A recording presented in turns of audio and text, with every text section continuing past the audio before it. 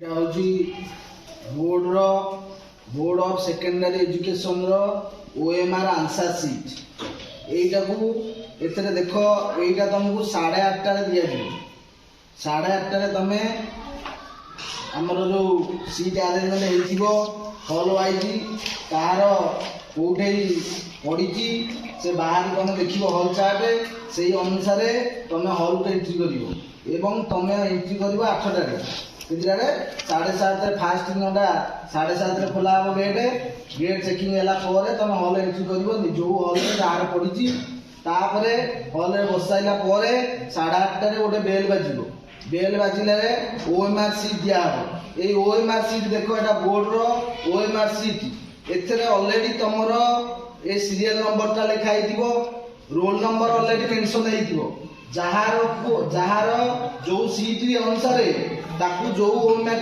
दिहब से ओएमआर तार रोल नंबरटा लिखाई बुझेगा एवं कैंडिडेट नेम तुम नाम लिखाई प्रिंट तुमको किसी लिखार ना कैंडिडेट नेम ये लिखाई एवं सेंटर कोड आ नेम ऑफ दी एग्जामिनेशन लिखाई कौटे सेंटर कोड पड़ी सब ऑलरेडी प्रिंट हो सब्जेक्ट कोड लिखाई कौ दिन कौ सब्जेक्ट मनकर FLO first language Odia SLA second language English TLS third language Hindi और संस्कृत है MTH mathematics general science GSC social science बुझेगा ये सब हूँ कोड बुझेगा एवं ये लिखाई डेट ऑफ एग्जामिनेशन ये date of examination already mentioned होमर प्रोग्राम ऑलरेडी बोर्ड आमर बोर्ड टाइम शेड्यूल अनुसार ये ओएमआर डेट दिखाई एटा देख वेरी इंपोर्टाट ये लिखाई गोटे बॉक्स अच्छी देख signature of the candidate with date signature of the candidate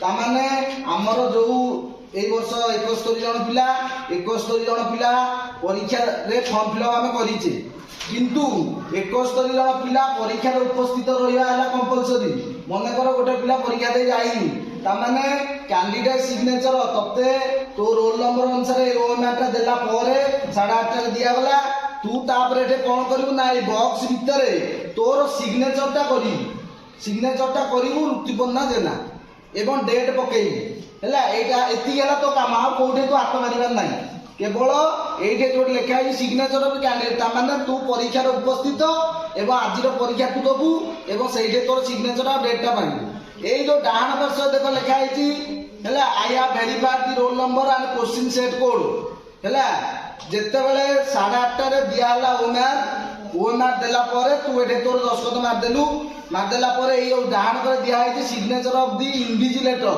से हॉल रे जो परीक्षा को नियंत्रण करेंगे से तांकर सिग्नेचर मारे डाण करे तमें मारिबो नाही कि डेट पकेबो किछि डाण करे तमे छुईबोनी जेते बेले ओएमआर दिया सरीला एटा देखो ओएमआर देला सरीला परे तुमको क्वेश्चन दिया हबा 8:45 रे एटा हला क्वेश्चन पेपर जनरल साइंस रो एटा हला क्वेश्चन पेपर रे एथरे क्वेश्चन रो सीरियल नंबर अछि एटा एवं एई वर्ष आसन या पूर्व वर्ष एवं एई वर्ष एथरे वाटर मार्किंग प्रति पेज रे वाटर सीरियल नंबर अछि वाटर मार्किंग अछि जहा फल रे से क्वेश्चन वायरल हेबार बहुत संभावना कम क्वेश्चन आ वायरल हे परिबो नाही काई ना जो पेज रे सब पेज रे वाटर मार्किंग सीरियल नंबर आ स्कैनर अछि जो हैला तेणु एइठे तते सी सेट तोर को सेट पड़ो से already set code hall chart और सेट कोड से इनविजिलेटर को दिया से तोर रोल नंबर अनुसार तते सेट दब मन कर तोर सी सेट कोड तते क्वेश्चन 8:45 से गोटे हॉल रे 24 जन पिला बसिबे से जे इनविजिलेटर से सेट तुम हॉल चार्ट अनुसार सेट कोड देदेला परे तोर सी सेट कोड कन्फर्म से करिवे गला परे तुमे कोन करिवो ना ए जो एठी अछि देखो question set code very important question set code माने मते जो सेट क्वेश्चन दिया है कि सही सेट रे मु गोल बुलेई क्वेश्चन सेट कोड हैला ए बी सी डी हैला ए चारिटा मते जो सेट देइची कारण ए ओएमआर होची स्कैनिंग वांस थरे एटे गोल बुलेई दियाला माने आउ ताकू एटा जदी भूल हे गला ताहले एटा विपद होउची से इन्विजिलेटर पई एवं से सुपरिटेंडेंट पई ता माने एटा ओडे कोन पुणी नॉन स्टैंडर्ड यूज हो पुणी ओडे बहुत कट असुविधार सम्मुखीन हो हैला तेणु जो सेट पाइबो सेठे सेट कोड रे केवल गोल टे बुलेबो एठे सिग्नेचर करिवो ताहले एटा देखो ए जो ओएमआर रे एठे 50 टा क्वेश्चन अछि प्रति क्वेश्चन पई 4 टा ऑप्शन अछि एई ओएमआर होउची तमरो आंसर शीट एई ओएमआर रे जहा गोल बुलेबो सेटा केवल स्कैनिंग हबो आकु आउ डबल गोल बुलेबोनी कि छक एटा स्कूल परीक्षा नुहे एटा बोर्ड परीक्षा एथरा हाथ मारिबो नाही हैला तापर देखो एइटा हला देखो एइटा होची गोटे क्वेश्चन पेपर 2025 मसिया एटा लिखा है 2025 general science class x annual SSC examination हैला एवं एई भलिया कलर आसीबो एमतिया कलर एटा होची ऑब्जेक्टिव पार्ट एवं देखो मु आ गोटे तुमको देखौ जे एटा बहुत पूर्वर क्वेश्चन एमती सील एमती जरी पैकिंग एइना भी क्वेश्चन आसीबो एटा गोटे मैथमेटिक्स क्वेश्चन जो थरे की कोन अछि ना जरी पैकिंग ए जरी पैकिंग तुमको देला पर खोलिबो 8:45 रे दिया हबो क्वेश्चन ए जरी की खोलिबो या भितरे ऑब्जेक्टिव अछि फास्ट तापर सब्जेक्टिव अछि हैला ये गोटे इंग्लिश क्वेश्चन ये गोटे सोशल साइंस क्वेश्चन एई भलिया क्वेश्चन एटा सील हेति बई एटा कोन हेति सील हेति देखो एटा सील हेति तमे सील टा को खोलिबो खोली कि ना एटा ऑब्जेक्टिव टा को आगो कोन करिवो ना प्रथमे ऑब्जेक्टिव टा को बाहर करिवो ऑब्जेक्टिव रे तमरो 8:45 रे क्वेश्चन दिया हबो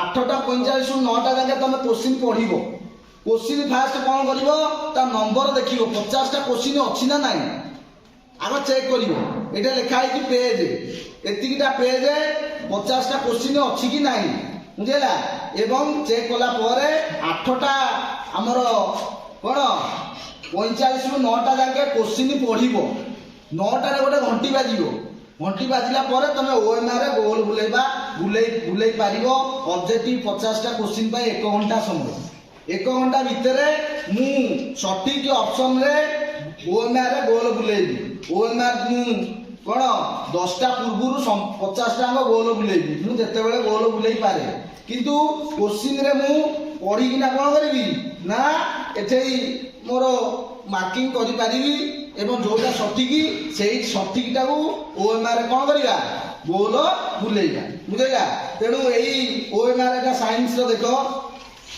हला ताले एई साइंस रे आज हमें 2025 रु 2022 पर्यंत लाइफ साइंस रो क्वेश्चन आंसर डिस्कशन करिवा तमे केमिति हमें क्वेश्चन आंसर डिस्कशन करिवा 9टा रे आरंभ होबो 8:45 रु हमें क्वेश्चन पढिले क्वेश्चन पढला पर हम क्वेश्चन टा देखि देला पर जे जदी मु ठीक रे प्रिपेयर हेई जी मु आज क्वेश्चन टा देखि देला पर मनटा खुशी हो जदी क्वेश्चन इजी पड़थिबो ता माने मते आसुची जोटा सेटा मो पाई कोन इजी जदी क्वेश्चन डिफिकल्ट पड़ची ताले टिके कोन मन कोन मते एतिटा आसुची एतिटा आसु नाही ताले एई जो 50 टा ऑब्जेक्टिव रु फर्स्ट पार्ट हला एससीपी फिजिकल साइंस 1 रु 25 पर्यंत सेकंड पार्ट हला एससीएल जीव विज्ञान जो धरे कि 26 रु 50 पर्यंत ताले एठे देखो एई जो प्रथम क्वेश्चन देछि 2025 मसिया रो ग्रासनले कांथरे जिबा मांसपेशीर संकोचन और प्रसारण को कोन कहंती एटा हला क्वेश्चन टा मु प्रथमे पढिला परे प्रति क्वेश्चन 4टा ऑप्शन अछि ऑप्शन ए रे देछि स्थानांतरण ऑप्शन बी रे देछि उच्छेदन ऑप्शन सी रे देछि पुरसरण ऑप्शन डी रे देछि पाक क्रिया ए 4टा ऑप्शन मु क्वेश्चन पढिबी ना 4टा ऑप्शन पढिबी 4टा ऑप्शन पढि साला परे सठिक ऑप्शन हला पुरसरण कोथरे अछि ऑप्शन सी रे अछि एठे मु क्वेश्चन रे गोटे ठीक चिन्हटे मार देबी किंतु संगे संगे ओएमआर रे गोल बुलेबी नाही ओएमआर रे मु गोल बुलेबी नाही हमर अभ्यास अछि बहुत पिलांगर गोटे क्वेश्चन पढिलु माने संगे संगे ओएमआर रे राउंडिंग करबा ना राउंडिंग करिवो नाही प्रथम 20 मिनिट आगे ओएमआर रे राउंडिंग करिवो नाही तमे क्वेश्चन आगो भलो भाव रे कन्फर्म हबो बुझेला तापर द्वितीय क्वेश्चन जीवी इलेक्ट्रॉन परिवहन संस्था माइटोकॉन्ड्रिया केउठारे रहिताए देछि बायोझिली झिल्ली मध्यस्थ संयोग स्थान अंतझिल्ली मैट्रिक्स बुझेगा इलेक्ट्रॉन परिवहन संस्था माइटोकॉन्ड्रिया आमर अंतझिल्ली गोटे अंतझिल्ली कौन ना थाए बुझेगा देखिए डिम्बाशय निर्गत होगा प्रत्येक परिपक्व डिम्बाणु कौन रही है गोटे एक्स गुणसूत्र गोटे वाई गुणसूत्र दुईटी एक्स गुणसूत्र एक्स वाई गुणसूत्र दुईटी कौन डिम्बाशय निर्गत होगा प्रत्येक परिपक्व डिम्बाणु कौन रही है बुझेगा परिपक्व डिम्बाणु रे गोटे एक्स गुणसूत्र रही है परिपक्व डिम्बाणु हाप्लॉइड है डिम्बाणु शुक्राणु सहित मिसिला डिप्लॉइड हम जाइगोट हम तेणु परिपक्व डिम्बाणु एक्स क्रोमोजोम थाए 23 गुणसूत्र थाए तेणु गोटे एक्स क्रोमोजोम बुझेगा तेणु सठिक उत्तर है ऑप्शन ए जिया और जोक परी प्राणी मान रेचन अंगर नाम कौन देती माल्किजन नलिका नेफ्रिडिया शिखाकोश संकोचकेदारी जिया और जोकर परी प्राणी मान रेचन नाम है नेफ्रिडिया कौन नेफ्रिडिया क्वेश्चन ओडिया इंग्लीश रे भी देछि कौन देछि ओडिया देछि इंग्लीश रे देछि तापर क्वेश्चन देछि देखो लेडी कोषर के हार्मोन खेलता हुए oestrogen progesterone testosterone luteinising hormone Leydig कोषर टेस्टोस्टेरोन हार्मोन खेलन हुए मेल सेक्स हार्मोन ता को जाए ऑप्शन सी है सठिक उत्तर इंदिरा गांधी केंद्र योजना के राज्य रे कार्यकारी होछि ओडिशा कर्नाटक गुजरात राजस्थान कोडे राजस्थान रे इंदिरा गांधी केंद्र हमर योजना कार्यकारी होछि एड्स भाइरस निर्मित कई प्रकार भाइरस ग्रुप अंतर्भुक्त इओ virus retrovirus rhinovirus ribovirus retrovirus AIDS HIV गोटे पश्च भूताणु जहाँ को कहा जाए रेट्रो भाइरस कौन कहा जाए रेट्रो भाइरस केउटी कोविड-19 निर्णयर सर्वोत्तम उपाय antigen test RTPCR ELISA scanning RTPCR होची सबटार कोन कोविड-19 रो सर्वोत्तम टेस्ट बुझेगा पारंतरण प्रक्रिया अध्ययन के उपवस्था रही है लेप्टोटिन जाइगोटिन फैक्सिटिन डिप्लोटिन कोडे डिप्लोटिन रे क्रॉसिंग ओवर बा पारंतरण नहीं है बुझेगा उपादित लक्षण उत्तराधिकरण तत्व किए उपस्थापन करथिले JDS Elden radio John Mendel Charles Robert Darwin जा बापिस्ते लामा हैला से उपादित लक्षण उत्तराधिकरण देइथिले बुझेला मनुष्य कई प्रकार कोष रे नष्टि न थाए लोहित रक्त कोष न्यूट्रोफिल एसोनोफिल मोनोसाइट लोहित रक्त कोष आरबीसी कोष रे कोनोसी नष्टि न थाए बुझेला भारत रो सबुठार अधिक परिमाण व्यवहृत होइता नवीकरण अयोग्य शक्ति उत्सर नाम कोन कोयला प्राकृतिक गैस पेट्रोलियम तैल बुझेला सबुठार अधिक व्यवहार होछि कोन प्राकृतिक गैस बुझेला नेक्स्ट है भारत उत्पादित होता पृथ्वी सर्वप्रथम डीएनए आधारित कोविड टीकार नाम कौन Covishield D Covaxin ZyCoV D Sputnik ZyCoV D हूँ प्रथम डीएनए आधारित कौन कोविड टीका जाइकोव डी शरीर श्वासकेन्द्र हृदकेन्द्र पाकनल चलन पेरिस्टालसिस परि कार्य को किए नियंत्रण करता है अनुमस्तिष्क पश्च अग्र मस्तिष्क सुषुम्ना कांड सुषुम्ना शीर्षक बुझेला शरीर श्वासकेन्द्र हृदकेन्द्र बुझेला और पाकनल चलन को किए नियंत्रण करता है सुषुम्ना शीर्षक कौन सुषुम्ना शीर्षक बुझेला मेंडेल को 100 परीक्षा प्रकाशित होता जेनोटाइप अनुपात केते देछि 4:2:1 3:1 1:2:1 9:3:3:1 वेरी इंपोर्टेंट क्वेश्चन सब बेले पिला माने भूल करछन्ती मेंडेल कर एक संकर परीक्षा जीनोटाइप रेशियो होइछु 1:2:1 फेनोटाइप रेशियो होइछि 3:1 हमें केबे भी 3:1 मारिबा नै डायआडिटोस रो फेनोटाइप रेशियो होइछि 9:3:3:1 तते मेंडेल को एक संकर परीक्षा जीनोटाइप रेशियो होला 1:2:1 बुझेला निम्नलिखित केउनी सीधासळख भाबे उत्सेचन को प्रभावित करे नाही तापमात्रा आलोक पवनर वेग पत्रे थिबा पत्र उत्सेचन को प्रभावित करे नाही कमंडल कोष केउ जातिर उद्भिद विलुप्त जाति लुप्तप्राय जाति असुरक्षा जाति दुर्लभ जाति लुप्तप्राय जाति कौन लुप्तप्राय जाति बुझेला निम्नलिखित केउ हार्मोन एडिनो हाइपोथैलेमस खेलित होई नथाए prolactin follicle stimulating hormone oxytocin thyroid stimulating hormone oxytocin हमर adeno hypothalamus pituitary adeno hypothalamus खेलित होई नथाए हैला न्यूरो हाइपोथैलेमस बा पोस्टीरियर लोब रु ऑक्सीटोसिन आ एडी भासोप्रेसिन खेलित होई थाए बाकी आउ छटी हार्मोन कोन एडिनो हाइपोथैलेमस खेलित होई थाए एमोनिया को नाइट्राइट पर नाइट्रेट परिणत करिया प्रणाली को कोन कहै जाय नाइट्रिफिकेशन कोन नाइट्रिफिकेशन ଶରୀର ଆୟନ ସନ୍ତୁଳନ ରକ୍ଷା କରିବାରେ କେଉଁ ଖାଦ୍ୟ ଉତ୍ପାଦନ ଭୂମିକା ରହିଛି? ଦେଇଛି ଶ୍ୱେତସାର, ପୁଷ୍ଟିସାର, ସ୍ନେହସାର, ଧାତୁସାର। ଆୟନ ସନ୍ତୁଳନ ରଖିବାରେ ଧାତୁସାର ପ୍ରମୁଖ ଭୂମିକା ରହିଛି। ନିମ୍ନତ କେଉଁଠି ଏକ ଉତ୍ପାଦକ ନୁହେଁ? ସ୍ପାଇରୋଗାଇରା, ଆଗାରିକସ୍, ଭଲଭକ୍ସ, ନଷ୍ଟ। ହେଲା ଦେଖ ଏ କୋଶ୍ଚିନ୍ ସିଧାସଳଖ ବହିରେ ନାହିଁ, ବିଷୟରେ ନାହିଁ, କିନ୍ତୁ କୋଶ୍ଚିନ୍ ପଡିଛି। କଣ ପଡିଛି? ନିମ୍ନତ କେଉଁଠି ଏକ ଉତ୍ପାଦକ ନୁହେଁ, ତାମାନେ ନିଜ ଖାଦ୍ୟ ନିଜେ ପ୍ରସ୍ତୁତ କରିପାରୁ ନାହିଁ। ସ୍ପାଇରୋଗାଇରା ଗୋଟେ ଉତ୍ପାଦକ, ଗୋଟେ ଆଲଜି। ଆଗାରିକସ୍ ଗୋଟେ ଉତ୍ପାଦକ ନୁହେଁ, ଏଟା ଗୋଟେ ଫଙ୍ଗସ୍, ଫଞ୍ଜାଇ। ହେଲା ଭଲଭକ୍ସ ଗୋଟେ ଆଲଜି, ଶୈବାଳ, ଏବଂ ନଷ୍ଟ ଗୋଟେ ଶୈବାଳ। ଶୈବାଳ ମାନେ ନିଜ ଖାଦ୍ୟ ନିଜେ ପ୍ରସ୍ତୁତ କରିଥାନ୍ତି, ତେଣୁ ଆଗାରିକସ୍। କିନ୍ତୁ ଆମର କୋଉଠି ନାହିଁ, ବହିରେ ନାହିଁ। ବୁଝିଲା? ଉଦ୍ଭିଦର ସମାନ ପ୍ରକ୍ରିୟାରେ ପରାଗନଳୀଟି ସାଧାରଣତଃ କେଉଁ ବାଟ ଦେଇ ଭ୍ରୂଣାଶୟ ମଧ୍ୟରେ ପ୍ରବେଶ କରେ? ବୀଜରନ୍ଧ୍ର, ଆଚ୍ଛାଦ, ଡିମ୍ବକାୟ, ଚାଲାଚାଲ। ବୀଜରନ୍ଧ୍ର କଣ? ବୀଜରନ୍ଧ୍ର ବାଟ ଦେଇ ପରାଗନଳୀ ଡିମ୍ବାଶୟ ମଧ୍ୟରେ ପ୍ରବେଶ କରିଥାଏ। ବୁଝିଲା? ନେକ୍ସଟ ଦେଇଛି ମାନବର ବିବର୍ତ୍ତନ ସମ୍ବନ୍ଧୀୟ ଗ୍ରହଣୀୟ ତତ୍ତ୍ୱ କ୍ରମାନୁଯାୟୀ ଆରମ୍ଭରୁ ଏପର୍ଯ୍ୟନ୍ତ ହେଲା। Ramapithecus, Australopithecus, Homo habilis, Homo erectus, Homo sapiens. Australopithecus, Ramapithecus, Homo sapiens, Homo habilis, Homo ଇରେକ୍ଟସ୍।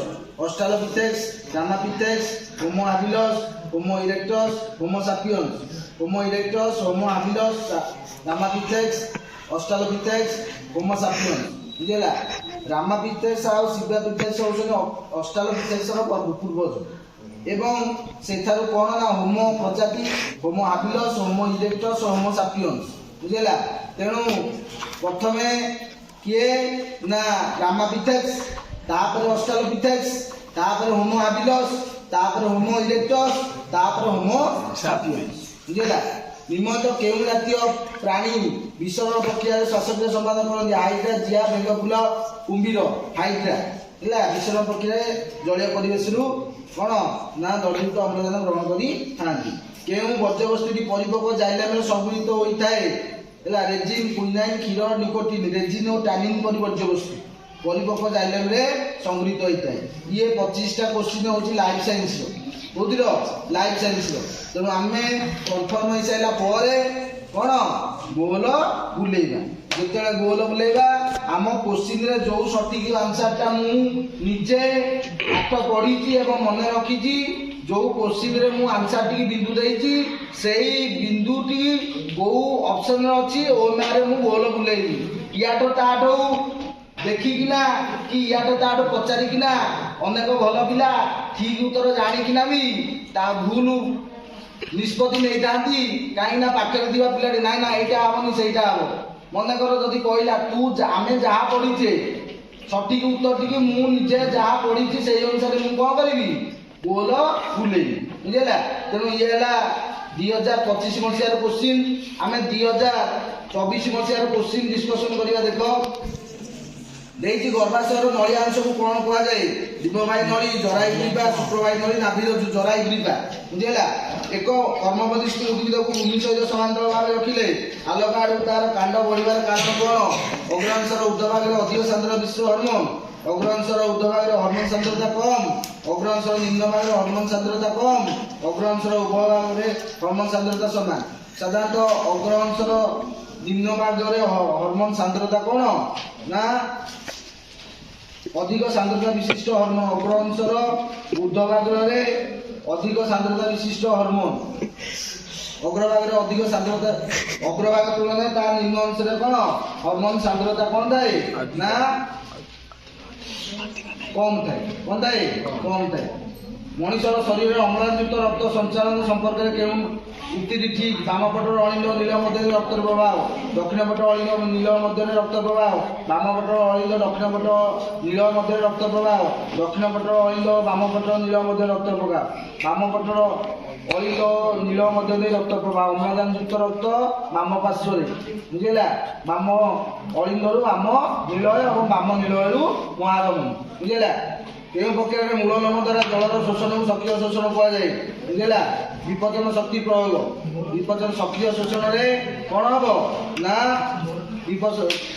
ଆମର ମୂଳ ଲୋମ ଦ୍ୱାରା ଜଳର ଶୋଷଣକୁ ସକ୍ରିୟ ଶୋଷଣ କୁହାଯାଇଥାଏ। ବୁଝିଲା? କେଉଁ ଯୋଡ଼ାଟି ଅସମ୍ବନ୍ଧିତ? କ୍ଲୋରୋଫ୍ଲୋରୋକାର୍ବନ ଓଜନ ଛିଦ୍ର, ପାରଦ ଜୈବ ଅବନ୍ତ ଅକ୍ଷମ ନାଇଟ୍ରୋଜେନ ଅକ୍ସାଇଡ ମରୁପ୍ରସାର ସଲଫର ଡାଇଅକ୍ସାଇଡ ଅମ୍ଳ ବର୍ଷା ନାଇଟ୍ରୋଜେନ ଅକ୍ସାଇଡ ମରୁପ୍ରସାର ଏଇଟା ହলে ଅସମ୍ବନ୍ଧିତ। ମାନବ ଜାତିର ନାମଟିକୁ ସୂଚାଅ ହୋମୋ ସାପିୟନ୍ସ ହେଲା। ଖାଦ୍ୟ ସମ୍ବଳ କେଉଁଠି ଅନ୍ୟ ତିନଠାରୁ ପୃଥକ ସାପ ଚିଲ ବେଙ୍ଗ ଝିଣ୍ଟିକା ଝିଣ୍ଟିକା ଝିଣ୍ଟିକା ହେଉଛି ଗୋଟେ ତୃଣଭୋଜୀ ପ୍ରାଣୀ ଆଉ ବାକି ଆଉ ତିନୋଟି ହେଉଛି ମାଂସାଶୀ ପ୍ରାଣୀ। କେଉଁଠି ନବୀକରଣ ଯୋଗ୍ୟ ପ୍ରାକୃତିକ ସମ୍ପଦ କୋଇଲା ପେଟ୍ରୋଲ ବନ୍ୟଜୀବ ଜଳ ଜଳ ହେଲା। କେଉଁ ଯୋଡ଼ାଟି ଅସମ୍ବନ୍ଧିତ ସ୍ତନ୍ୟ ଗ୍ରନ୍ଥି ଅକ୍ସିଟୋସିନ୍ ପିନିଆଲ ଗ୍ରନ୍ଥି ଯୁବଗ୍ରାନ୍ତି ଆପତକାଳୀନ ଗୋଟେ ଏଡ୍ରିନାଲିନ୍ ଥାଇରଏଡ୍ ଗ୍ରନ୍ଥି ପାରାଥର୍ମୋନ ଥାଇରଏଡ୍ ଗ୍ରନ୍ଥି ପାରାଥର୍ମୋନ ହେଉଛି କ'ଣ ନା ଅସମ୍ବନ୍ଧିତ ତାମାନେ ତା ସହିତ ତାର ସମ୍ବନ୍ଧ ନାହିଁ ବୁଝିଲା। 3 କାର୍ବନ ଯୁକ୍ତ ପାଇରୁଭିକ ଅମ୍ଳରୁ କେଉଁ ଉତ୍ପାଦ ଗୁଡ଼ିକର ସୃଷ୍ଟି ହେବାକୁ ସାଇଟ୍ରିକ୍ ଅମ୍ଳ ଚକ୍ର ଆରମ୍ଭ ଦର୍ଶାଏ। 3 କାର୍ବନ ଯୁକ୍ତ ପାଇରୁଭିକ ଅମ୍ଳରୁ 2 କାର୍ବନ ଯୁକ୍ତ ସକ୍ରିୟ ଅଣୁ ପ୍ଲସ୍ NaDH2 ପ୍ଲସ୍ CO2 ବୁଝିଲା। ଏଇଟା ହେଉଛି କ'ଣ ନା ସାଇଟ୍ରିକ୍ ଏସିଡ୍ ଏସିଟାଇଲ୍ କୋଏଞ୍ଜାଇମ୍ ମାଇଟୋକଣ୍ଡ୍ରିଆ ମଧ୍ୟରେ ପ୍ରବେଶ କରିଥାଏ। ତେଣୁ ପାଇରୁଭିକ ଅମ୍ଳ 3 କାର୍ବନ ବିଶିଷ୍ଟରୁ ଗୋଟେ ଅଙ୍ଗାରକାମ୍ଳ ବାହାରି ଯାଇ ଏସିଟାଇଲ୍ କୋଏଞ୍ଜାଇମ୍ରେ ପରିଣତ ହେବ ତା ସହିତ NaDH2 ଆଉ CO2 ବାହାରିବ ବୁଝିଲା। ମେଣ୍ଡେଲ ତାଙ୍କର ପରୀକ୍ଷଣ କେଉଁ ପିଢ଼ିର ମଟର ଗଛରେ ପରାଗ ସଂଗ୍ରହ କରିଥିଲେ। ପୈତୃକ ପିଢ଼ି ପ୍ରଥମ ଅପତ୍ୟ ପିଢ଼ି ଦ୍ୱିତୀୟ ପିଢ଼ି ପ୍ରତ୍ୟେକ ପିଢ଼ି ପୈତୃକ ପିଢ଼ି ମଧ୍ୟରେ କ'ଣ ନା କ୍ରସ୍ ପଲିନେସନ କରେଇଥିଲେ। ତାପରେ F1 ପ୍ଲାଣ୍ଟ ମାନଙ୍କର ସହପରାଗଣ କରେଇଥିଲେ ବୁଝିଲା। ମେଣ୍ଡେଲ ତାଙ୍କର ପରୀକ୍ଷଣରେ ଚୟନ କରିଥିବା ମଟର ଗଛର 7ଟା ବିକଳ୍ପ ମଧ୍ୟ କେଉଁ ଗୁଣଟି ଅନ୍ତର୍ଭୁକ୍ତ ନୁହେଁ। ଗଛର ଉଚ୍ଚତା ମଞ୍ଜିର ଆକାର ମଞ୍ଜିର ରଙ୍ଗ ଫୁଲର ରଙ୍ଗ କ'ଣ 7ଟା ଯେଉଁ 7 ପେୟାର କଣ୍ଟ୍ରାଷ୍ଟିଂ କ୍ୟାରେକ୍ଟର ଅଛି ସେଥିରେ କ'ଣ ନାହିଁ ବୁଝିଲା। ଗୋବର ଗ୍ୟାସ ପ୍ଲାଣ୍ଟ କେଉଁ ଅଂଶରୁ ମଣ୍ଡ ପ୍ରସ୍ତୁତ ହୁଏ। ପ୍ରବେଶ ପାତ୍ର ଡାଇଜେଷ୍ଟର ଦାସ୍ତନିକ ଡୋମ୍ ନିର୍ଗମ ନଳୀ ଡାଇଜେଷ୍ଟର ବୁଝିଲା। ପ୍ରାଥମିକ ଶୁକ୍ରାଣୁ କୋଷରୁ ଶୁକ୍ରାଣୁ ସୃଷ୍ଟି ହେବା ପର୍ଯ୍ୟନ୍ତ ଅବଧିକୁ କ'ଣ କୁହାଯାଏ ନା ପରିପକ୍ୱନ ପ୍ରାବସ୍ଥା କ'ଣ କୁହାଯାଏ। କେଉଁ 2ଟି ସମଜାତ ଅଙ୍ଗ ପତଙ୍ଗର ଡେଣା ବାଦୁଡ଼ିର ଡେଣା ଘୋଡ଼ାର ଗୋଡ଼ ମଣିଷର ହାତ ପତଙ୍ଗର ଡେଣା ବିହଙ୍ଗର ଡେଣା ବାଦୁଡ଼ିର ଡେଣା ବିହଙ୍ଗର ଡେଣା ବୁଝିଲା। ସମଜାତ ଅଙ୍ଗ ମାନେ ଅରିଜିନ୍ ସମାନେ କାର୍ଯ୍ୟ ଅଲଗା ବୁଝିଲା। ତେଣୁ ପତଙ୍ଗର ଡେଣା ଆଉ ବାଦୁଡ଼ିର ଡେଣା ହେଉଛି କ'ଣ ଏମାନଙ୍କର କ'ଣ ନା କାର୍ଯ୍ୟ ସମାନେ ଦିଟାଙ୍କ ଏବଂ ଘୋଡ଼ାର ଗୋଡ଼ ମଣିଷର ହାତ ଇଏ ହେଉଛି କ'ଣ ସମଜାତ ଅଙ୍ଗ ବୁଝିଲା। ଏଇଟା ହେଉଛି ଅନୁରୂପୀ ଅଙ୍ଗ କାର୍ଯ୍ୟ ସମାନ ଥିଲେ କ'ଣ ଅନୁରୂପୀ ବୁଝିଲା। ବଂଶ ବିସ୍ତାର ସମୟରେ କେଉଁଥିରେ ଅନୁଲମ୍ବ ଦ୍ୱିବିଭାଜନ ଦେଖାଯାଏ। ଇଗ୍ଲେନା ପାରାମିସିୟମ ଏମିବା ପ୍ଲାଜମୋଡ଼ିୟମ ଇଗ୍ଲେନାରେ ଅନୁଲମ୍ବ ଦ୍ୱିବିଭାଜନ ହେଲା ଲଙ୍ଗିଚ୍ୟୁଡିନାଲ ବାଇନାରୀ ଫିକ୍ସର ବୁଝିଲା। ବୃକକର କେଉଁ ଅଂଶରେ ରକ୍ତ ଛଡ଼ା କାର୍ଯ୍ୟ ହୋଇଥାଏ। ଗ୍ଲୋମେରୁଲସ କୋଡ଼େଇ ପରିପାକ ତନ୍ତ୍ରର କେଉଁ ଗ୍ରନ୍ଥିଟି ଅନ୍ୟ ତିନୋଟିଠାରୁ ପୃଥକ। ଲାଳ ଗ୍ରନ୍ଥି ଜଠର ଗ୍ରନ୍ଥି ଆନ୍ତରିକ ଗ୍ରନ୍ଥି ଯକୃତ କ'ଣ ନା ଲାଳ ଗ୍ରନ୍ଥି ଜଠର ଗ୍ରନ୍ଥି ଆନ୍ତରିକ ଗ୍ରନ୍ଥି ଯକୃତ। ପାକତନ କେଉଁ ଗ୍ରନ୍ଥିଟି ଅନ୍ୟ ତିନୋଟିଠାରୁ ଏକ ପୃଥକ କାର୍ଯ୍ୟ କରେ।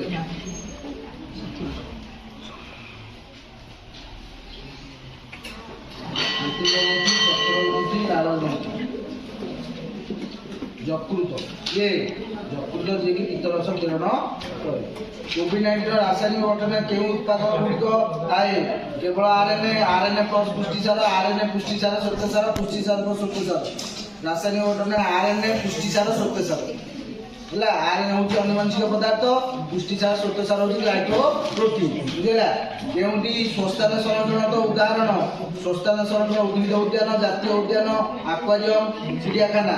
ସ୍ୱସ୍ଥାନ ସଂରକ୍ଷଣ ମାନେ ଜାତୀୟ ଉଦ୍ୟାନ ଜାତୀୟ ଉଦ୍ୟାନ। ଶ୍ୱାସତନ୍ତ୍ର କେଉଁ ଅଂଶରେ ଗ୍ୟାସ୍ ଫିଲ୍ମ ହୋଇଥାଏ। ଶ୍ୱାସନଳିକା ଗ୍ରସନୀ କୋଟରିକା ଠାରେ କୋଟରିକା ବା ଆଲଭିଓଲି। ଉଦ୍ଭିଦର ରେଚନ ସଂକ୍ରାନ୍ତ ଭୁଲ ଉକ୍ତିକୁ ସୂଚାଅ। କୁଇନାଇନ୍ ଏକ ଜୈବ ଅଙ୍ଗ ଏଇଟା ହେଉଛି ଭୁଲ ଉକ୍ତି। କେଉଁ ଶ୍ୱେତସାର ଜାତୀୟ ଖାଦ୍ୟରେ ଅଧିକ ମାତ୍ରାରେ ସୁକ୍ରୋଜ ରହିଛି ହେଲା। କେଉଁଥିରେ ଚିନି ଗୁଡ଼ରେ ଅଧିକ ମାତ୍ରାରେ କ'ଣ ଅଛି ସୁକ୍ରୋଜ ଅଛି। କେଉଁ ଉପାୟରେ HIV ଏଡ୍ସର ସଂକ୍ରମଣ ହୁଏ ନାହିଁ। ସାଧାରଣତଃ ରୋଗୀ ସହିତ ମିଳାମିଶା କଲେ ହେଲା HIV ଏଡ୍ସରେ ସଂକ୍ରମଣ ହୁଏ ନାହିଁ ବୁଝିଲା। ନେକ୍ସଟ 2023 ସ୍ୱଭୋଜୀ ପୋଷଣ ପାଇଁ ଅତ୍ୟାବଶ୍ୟକ ଉପାଦାନ ହେଉଛି କ'ଣ। ଅଙ୍ଗାରକାମ୍ଳ ଜଳ ସୂର୍ଯ୍ୟାଲୋକ ପ୍ରତ୍ୟୟ ଉପରୋକ୍ତ ସମସ୍ତ ଉପରୋକ୍ତ ସମସ୍ତ ବୁଝିଲା। କୀଟନାଶକ କେଉଁ ଶେଷ ଅଂଶକୁ କ'ଣ କୁହାଯାଏ? ଇଲିୟମ। କ'ଣ କୁହାଯାଏ? ପାଟିର ଲାଳରେ ଥିବା କେଉଁ ଜଟିଳ ସଦର କାଇଲିନ୍। କ'ଣ? କାଇଲିନ୍। କେଉଁ ନଦୀ ପ୍ରାଣୀମାନଙ୍କର କେଉଁ ଗ୍ରନ୍ଥିରୁ ଇନ୍ସୁଲିନ କ୍ଷରଣ ହୁଏ? ଆମର ଅଗ୍ନ୍ୟାଶୟ। କ'ଣ? ଅଗ୍ନ୍ୟାଶୟର ପିତାଶୟ। ବୁଝିଲା। ଅଗ୍ନ୍ୟାଶୟ। ଶ୍ୱସନ ପ୍ରକ୍ରିୟା ଦ୍ୱାରା ଅଙ୍ଗାରକାମ୍ଳ ଓ ଜଳ ନିର୍ଗତ ହୋଇଥାଏ ହେଲା। ବାୟୁ ଉପଜୀବୀ ଶ୍ୱସନର ଶେଷ ଉତ୍ପାଦ କ'ଣ? ବାୟୁ ଅପଜୀବୀ ଶ୍ୱସନର ଶେଷ ଉତ୍ପାଦ ହେଉଛି ଆମର ପାଇରୁବିକ ଅମ୍ଳ। କ'ଣ? ଉଭୟ ବାୟୁ ଉପଜୀବୀ ଶ୍ୱସନ ଆଉ ବାୟୁ ଅପଜୀବୀ ଶ୍ୱସନରେ ଗ୍ଲୁକୋଜ ଭାଙ୍ଗିକିନା ପାଇରୁବିକ ଏସିଡରେ ପରିଣତ ହେବ। କିନ୍ତୁ ବାୟୁ ଉପଜୀବୀ ଶ୍ୱସନରେ ଅଙ୍ଗାରକାମ୍ଳ ଆଉ ଜଳ ହେଉଛି ଶେଷ କ'ଣ ଉତ୍ପାଦ। କିନ୍ତୁ ବାୟୁ ଅପଜୀବୀ ଶ୍ୱସନରେ ପାଇରୁବିକ ଅମ୍ଳରୁ ଇଥାନଲ ଆଉ ଲାକ୍ଟିକ ଅମ୍ଳ। ବାୟୁ ଉପଜୀବୀ ଶ୍ୱସନ କେତୋଟି ଏଟିପି ଉତ୍ପନ୍ନ ହୁଏ? 38ଟି।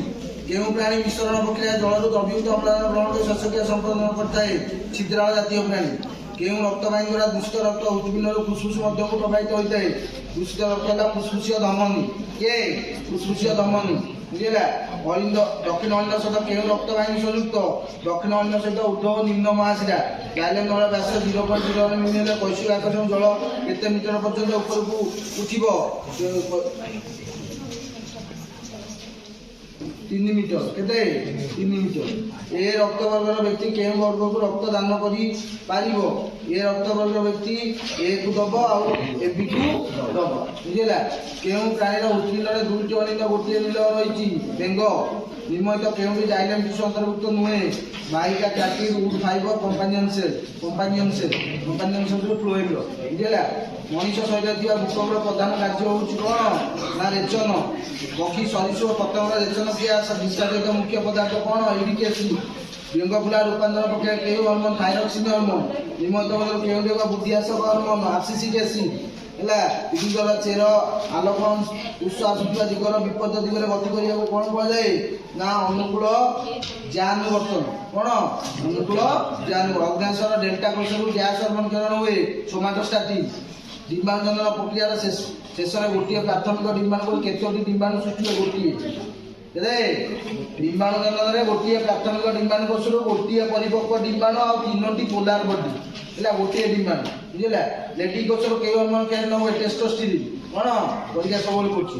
ସମୟ ବିଭାଜନରେ କେଉଁ ଅବସ୍ଥାରେ ଗୁଣସୂତ୍ର ଗୁଡ଼ିକ କୋଷର ମଧ୍ୟାବସ୍ଥା? ଫୁଲରେ ଥିବା ଫଳିକା କେଉଁ ଅଂଶକୁ ନେଇ ଗଠିତ? ହେଲା। ଗର୍ଭଶିଷ୍ଠ, ଗର୍ଭଦଣ୍ଡ, ଗର୍ଭାଶୟ। ଉପଯୁକ୍ତ ସମସ୍ତ ଅଂଶ। ପ୍ରତିକୂଳ ପରିବେଶ ସ୍ପଞ୍ଜ ନିଜ ଶରୀରରେ ଗ୍ୟାସ୍ ସୃଷ୍ଟି କରି ବଂଶବୃଦ୍ଧି କରିଥାଏ? କ'ଣ? ଗେମୁଲ ଫର୍ମେସନ କରେ। ସ୍ପଞ୍ଜ କ'ଣ କରେ? ଗେମୁଲ ଫର୍ମେସନ କରେ। ବୁଝିଲା। 2023 ମେଣ୍ଡେଲଙ୍କ ଦ୍ୱିସମ ପ୍ରକ୍ରିୟା F2 ଗଛ ଗୁଡ଼ିକରେ ଦେଖାଯାଉଥିବା ମଞ୍ଜି ସଂଖ୍ୟାର ଅନୁପାତ କେତେ? 9:3:3:1। ଉପାର୍ଜିତ ଲକ୍ଷଣ ଉତ୍ପାଦିତ ତତ୍ତ୍ୱ କିଏ ଉପସ୍ଥାପନ କରିଥିଲେ? ନା ଲାମାର୍କ। କିଏ?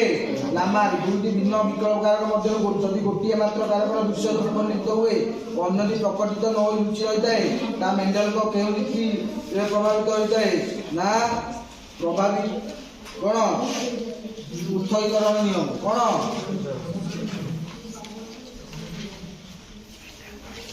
କେଉଁ ଦୁଇ ପୃଥକ ଗୋଷ୍ଠୀ ମଧ୍ୟରେ ଆର୍କିଟେକ୍ଚର ସଂଯୋଗ ସ୍ଥାପନ କରିଥାଏ? ସରୀସୃପ ଆଉ ବିହଙ୍ଗ। କିଏ? ସରୀସୃପ ଆଉ ବିହଙ୍ଗ ମଧ୍ୟରେ ସଂଯୋଗ ସ୍ଥାପନ। ବିବର୍ତ୍ତନ ସମ୍ବନ୍ଧ ଆଧୁନିକ ସଂକେତ କାହା ଉପରେ ଆଧାରିତ? ନା ଚିହ୍ନ ପୂର୍ଣ୍ଣ ସଂଯୋଜନ, ପ୍ରାକୃତିକ ଉଦ୍ଗରଣ, କ୍ରୋମୋଜୋମ ତ୍ରୁଟି, ଅନ୍ତରଣ, ଉପଯୁକ୍ତ ସମସ୍ତ। ବୁଝିଲା।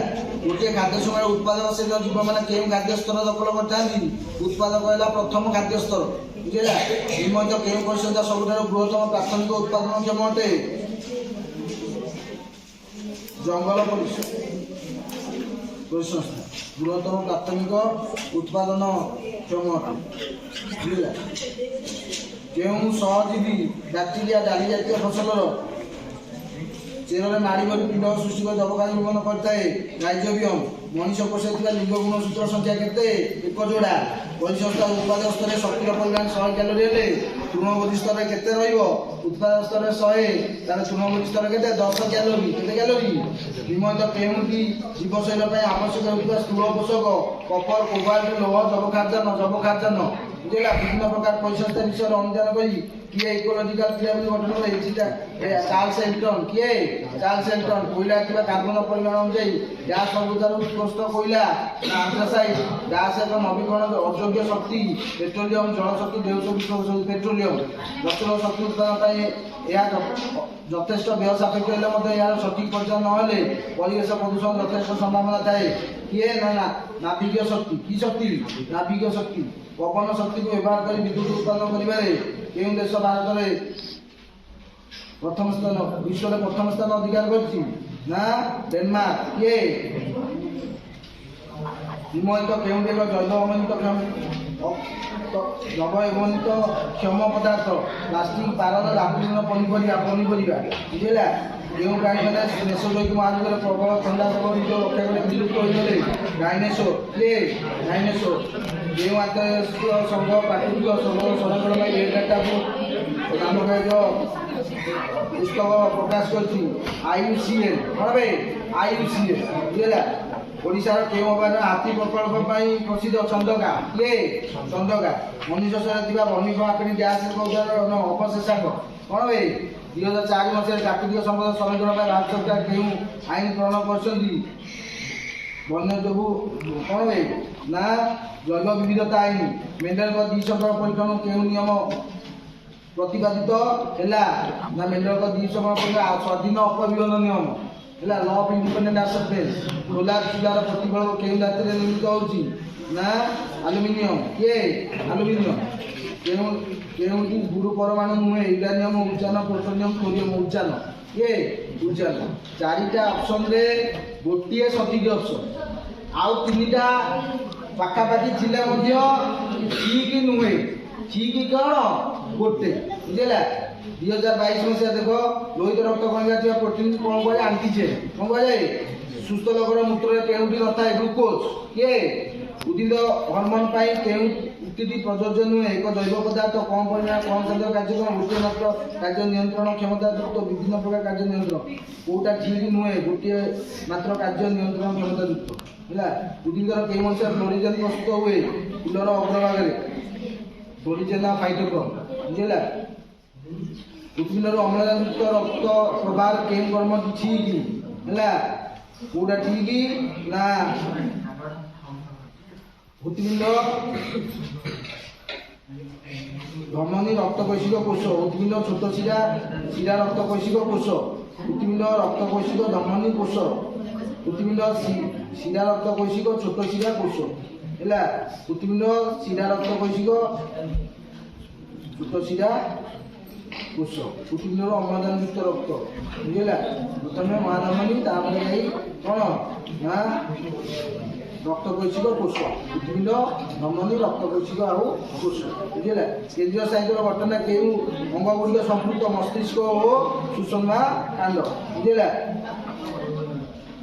ଗର୍ଭ ସଞ୍ଚାରଣ ନିମ୍ନ ପରୀକ୍ଷାରେ କେଉଁ ହରମୋନକୁ ସୂଚକ ଭାବେ ନିଆଯାଏ ହ୍ୟୁମାନ୍ କୋରିଓ ଗୋନାଡ୍ରୋପିକ୍ ହରମୋନ ବୁଝିଲା SCG ବୁଝିଲା ଅଗ୍ନାଶୟ ଆକାଂଶ ଗ୍ଲୁକାଗୋନ ହରମୋନ ମାଧ୍ୟବସ୍ଥା ଆରମ୍ଭର ସୂଚନା କେନ୍ଦ୍ର ମିଳିଥାଏ କ୍ରୋମାଟିନ୍ ଜାଲିକା ଅଦୃଶ୍ୟ ହୋଇଯିବ କ'ଣ ହେଇଯିବ ଅଦୃଶ୍ୟ ହୋଇଯିବ ବୁଝିଲା ଗୋଟିଏ କ୍ରମ ବିସ୍ତୃତ ଉଦ୍ଭିଦକୁ ଭୂମି ସହିତ ସମାନ୍ତର କଲେ ଆମର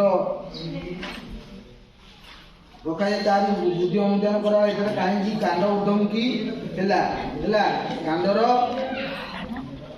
ତଳ ଅଂଶରେ ହେଲା ହରମୋନର ସାନ୍ଦ୍ରତା କ'ଣ ଅଧିକ ତେବେ କାଣ୍ଡ ଏଠାରେ ବୃଦ୍ଧି ଅଧିକ ହେଲା ଯେଉଁ ଉଦ୍ଭିଦର ଅଙ୍ଗୀୟ ଜଙ୍ଗଲ ଅନ୍ୟ ତିନୋଟା ଭିନ୍ନ ଅଦା ହଳଦୀ ପିଆଜ ଡାଲିଆ ଆବୃତ ଉଦ୍ଭିଦ ସାଧାରଣତଃ କେତୋଟି ପୁଂଜୁମକ ଦ୍ୱାରା ସମାନ ଦୁଇଟି ପୁଂଜୁମକ କେତୋଟି ଦୁଇଟି ପୁଂଜୁମକ ବୁଝିଲା ଟିସୁ ପୋଷଣ ପଦ୍ଧତିରେ କାଲସ୍ର ପୁନଃକର୍ଷଣ ଦ୍ୱାରା କ'ଣ ଜାତ ହୋଇଥାଏ ଚାରା ଉଦ୍ଭିଦ ଅତ୍ୟଧିକ ସୁସ୍ଥ ବା ଥଣ୍ଡା ଅବସ୍ଥାରେ ମିଳିବା କେଉଁ ଅବସ୍ଥାରେ ପ୍ରତିଘାତ କରିଥାଏ ପୁଷ୍ଟିକା ନିର୍ମାଣ ବୁଝିଲା ଆଦ୍ୟାବସ୍ଥା ଏଇଟା କେଉଁ କ୍ରମଟି ଦେଇଛି ଆମର ଠିକ ଲେକ୍ଟୋଟିନ୍ ଜାଇଗୋଟିନ୍ ବାଚିଟିନ୍ ନିକ୍ଲୋଟିନ୍ ଆଉ ଡାୟାକାଇନେସିସ୍ ବୁଝିଲା କେଉଁ କାର୍ଯ୍ୟକ୍ରମ ଜନନୀ ସୁରକ୍ଷା ଯୋଜନା ପ୍ରସବ କାଳୀନ ସେବା କହିପାରିବା ମାଗଣାରେ ଗର୍ଭବତୀକୁ ଲୌହ ଓ ଫଲିକ ଏସିଡ୍ ବଟିକା ଯୋଗାଇବା ହେଲା ନିମ୍ନ ଯୁବକ ମଧ୍ୟରୁ କେଉଁଠି ପ୍ରାଥମିକ ମାଂସାଶୀ ହେଲା କିଏ ବେଙ୍ଗ ଜୈବ ପରିବର୍ତ୍ତନ ସବୁଠାରୁ ଅଧିକ ପୂର୍ବ ଖାଦ୍ୟସ୍ତର ପର୍ଯ୍ୟାୟ କାହା ଉପରେ ନା ସର୍ବଭୋଜୀ କିଏ ସର୍ବଭୋଜୀ ମଣିଷ ହେଲା। କେଉଁ ପରିବେଶ ସମସ୍ୟା ପ୍ରଭାବରେ ଚର୍ମ କର୍କଟ, ଆଖିର ପ୍ରବଳ ରୋଗ ଦେଖା, ଓଜନ ସ୍ତରରେ ଛିଦ୍ର, ବୁଝିଲା। ଶୁକ୍ରାଣୁ କେଉଁ ଅଂଶରେ ମାଇଟୋକଣ୍ଡ୍ରିଆ ଥାଏ? ମଧ୍ୟଖଣ୍ଡ। କ'ଣ ମଧ୍ୟଖଣ୍ଡ? କେଉଁ ଯୋଡ଼ାଟି ଅସମ୍ବନ୍ଧିତ? କ୍ଷୁଦ୍ରାନ୍ତ ଇଲିୟମ୍। ଖାଦ୍ୟନଳୀ ଗଲ୍ଟିସ୍, ସେଇଟା ହେଲା ଅସମ୍ବନ୍ଧିତ। ଖାଦ୍ୟନଳୀ ଗଲେଟ୍, হ্যাঁ, বৃহদন্ত মଳାଶୟ, ପାକସ୍ଥଳୀ ପାଇସ୍ଥଳୀ। ତେଣୁ ଯୋଉଠି ଏଇ ଅପସନ ପଢିଲେ ବି ସେତେବେଳେ ମୁଁ ଜାଣିଦେବି ଯେ ଏଇଟା ଠିକ୍, ତାପରେ ଆଉ ଅପସନ ଦେଖିବାକୁ ବି ଦରକାର ନାହିଁ ହେଲା। ଦିନମାନ ପତ୍ର ବିହୀନ ଉଦ୍ଭିଦ କିପରି ପରିବେଶରୁ ଅମ୍ଳଜାନ ଗ୍ରହଣ କରେ? ବୁଝିଲା, ଆମର ବିସରଣ ପ୍ରକ୍ରିୟାରେ। ବର୍ଷା ସମୟରେ କେଉଁ ଅବସ୍ଥା ଦେଖାଯାଏ ନାହିଁ? ବର୍ଷା ସମୟରେ ଆମର ଅନ୍ତଃପ୍ରଦେଶ ମାଂସପେଶୀର ଶିଥିଳନ। କେଉଁ ପ୍ରକ୍ରିୟା ଯୋଗୁଁ ଉଦ୍ଭିଦ ଦ୍ୱାରା ଜଳ, ଧାତବ ଲବଣ ଶୋଷଣ, ସେଗୁଡ଼ିକ ଉର୍ଦ୍ଧ୍ୱ ତାପମାତ୍ରା ଉଚ୍ଛେଦନ ପାଇଁ?